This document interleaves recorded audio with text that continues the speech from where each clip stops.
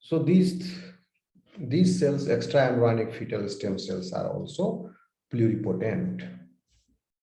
So far you have seen the 3 types of pluripotent stem cells are found in the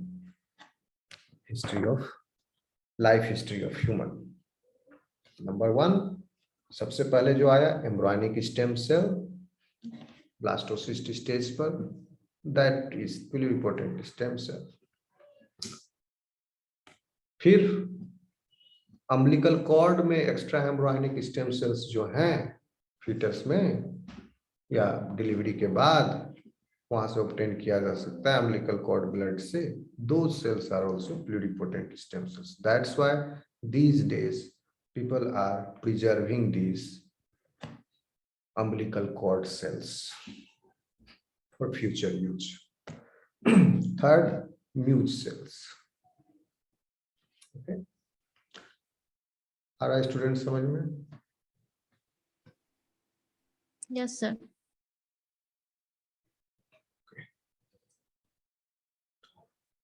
तो यहां पर हो गया फीटल स्टेम सेल ओवर. तीसरा हो गया, चौथा आप आइए, ये हैं आपके amniotic stem cell. Amniotic stem cell,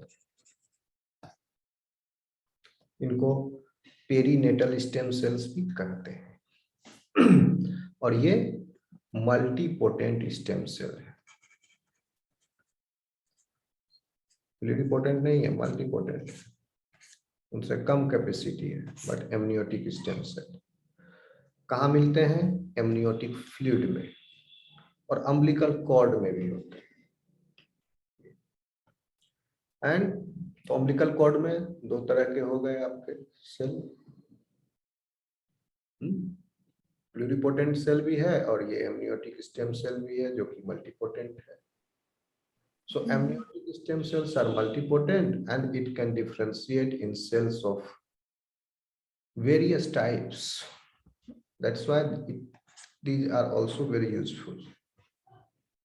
गर्भावस्था के दौरान भी अगर एमनियोटिक फ्लूइड से इन स्टेम सेल्स को आइसोलेट कर लिया जाए तो जो डिलीवरी होगा बेबी का उसके फ्यूचर में दीज स्टेम सेल्स जो है उनके काम आ सकते हैं. क्यों? क्योंकि these stem cells can differentiate into adipose tissue or bone cells, muscle cells, endothelial cells, liver cells, even nerve cells. So amniotic stem cells are very important and these are a topic of active research these days.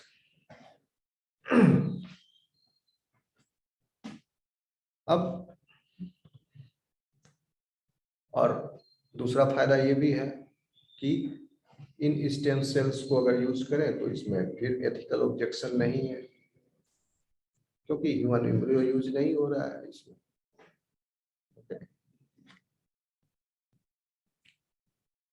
और इस stem cells का भी autologous use किया जा सकता है, यानी तो जन्म होने वाले बच्चे को फ्यूचर में 10, 20, 50 साल के बाद उसके काम आ सकता है. ओके स्टूडेंट्स, इतना समझ में आया?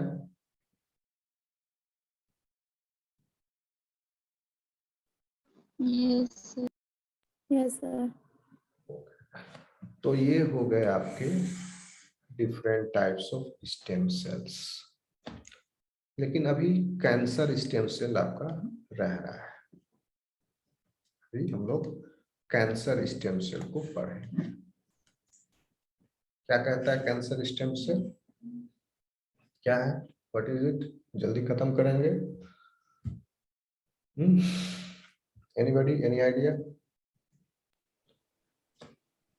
Tumor cell. ट्यूमर सेल तो है लेकिन साथ ही साथ ये स्टेम सेल भी है. कितना खतरनाक! एक करेला Yes, sir. ऊपर से नीम चढ़ा. ये ऐसा सेल है स्टेम सेल जो कि डिफरेंशिएट करने के बाद ट्यूमर स्पेसिफिक सेल्स बनाता है जो कि फिर उन सेल्स का फिर अनकंट्रोल्ड सेल ग्रोथ होता है. कितना खतरनाक है!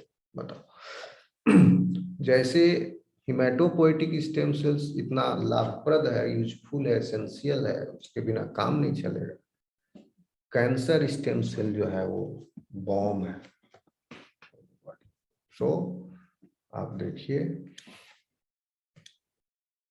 कैंसर स्टेम सेल, एग्जाम में मत लिख देना बॉम्ब फॉर द बॉडी, हम ऐसे ही स्लैंग यूज कर रहे हैं to make you understand it well.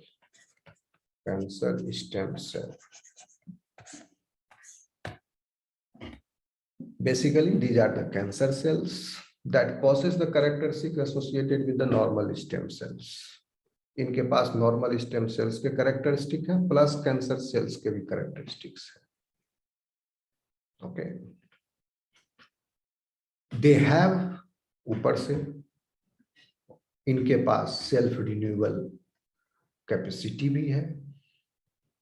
Okay, तो इस कैपेसिटी होने की वजह से ये मैलिग्नेंट भी बन जाते हैं, यानी जिस लोकेशन पर कैंसर स्टेम सेल जाएगा वहां पर ये डिवाइड करके फिर ट्यूमर बना देगा बड़ा सा।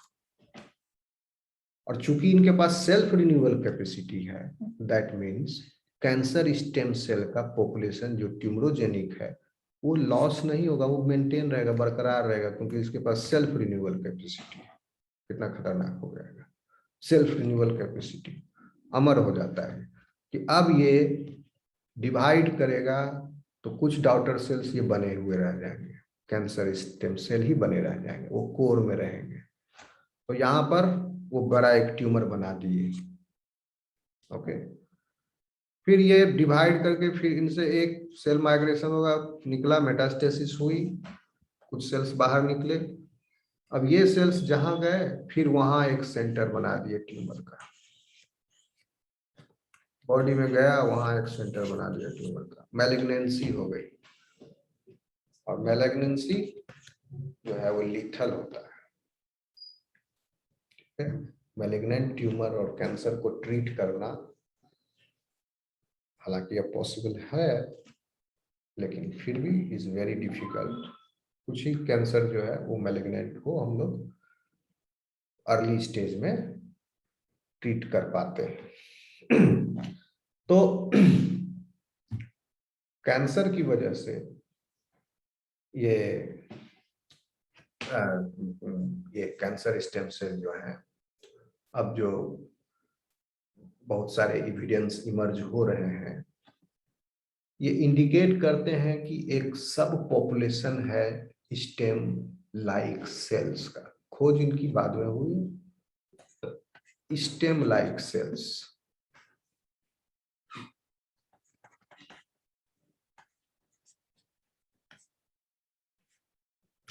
And these stem-like cells are found in the core of the tumor, within tumor, and these cells are known as cancer stem cell.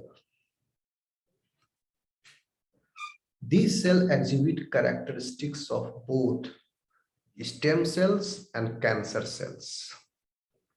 साथ ही in addition, अभी बताया आपको, self renewal and differentiation capacity also they have. Self renewal से ये इनका population बरकरार है, और डिफरेंशिएट जब ये कर रहा है तो it is becoming cancer sales.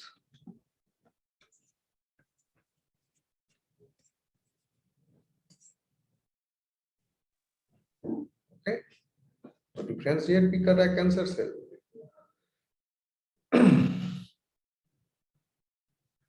इस वजह से cancer stem cells have the ability to seed, ये जो भी हम आपको बताए, मेटास्टेसिस हुआ, कैंसर स्टेम सेल आया, ये सीडिंग हो गया, बीजारोपण।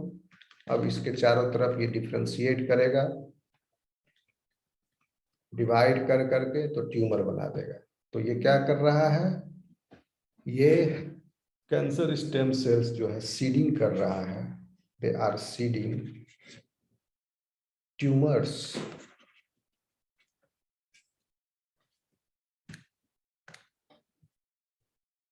ओके, ट्रांसप्लांट कर दे किसी दूसरे में कैंसर स्टेम सेल, गया काम से आदमी। एक ही सेल अगर उसके बॉडी में इंजेक्शन से चला जाए, अगर ब्लड में पानी में डाल के दे दे, पता भी नहीं चलेगा, उसका राम नाम सत्य हो जाएगा, ट्यूमर हो जाएगा। और उसको अगर नहीं पता चल पाया तो तुरंत मैलिग्नेंसी आ जाएगी और खत्म। तो ये जो सेल्स हैं, they have the seeding ability, और अगर इनको ट्रांसप्लांट कर दिया जाए किसी एक एनिमल होस्ट में, वहां पर बहुत सारे ट्यूमर्स का ये निर्माण कर देंगे। ओके, समझ में आ रहा है student? Yes sir. Sir, cancer stem cell develop करने का रीजन क्या है sir? Body mutation, transposable elements,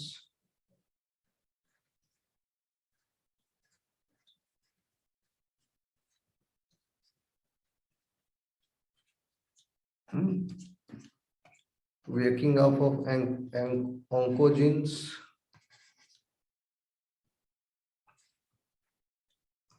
बहुत सारे फैक्टर हैं, radiation,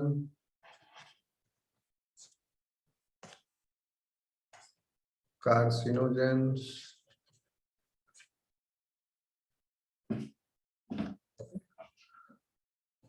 and many unknown mechanisms और unknown factors। समझ में आ गया स्टूडेंट्स? इतना ही कैंसर सेल के बारे में आप लिखोगे तो काम चल जाएगा। ओके, या और डिटेल में जानना है आपको? आई थिंक डिफिनेशन आपको बता दिए।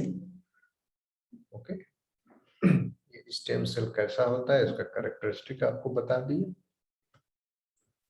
ये सफिशिएंट है। Okay, so next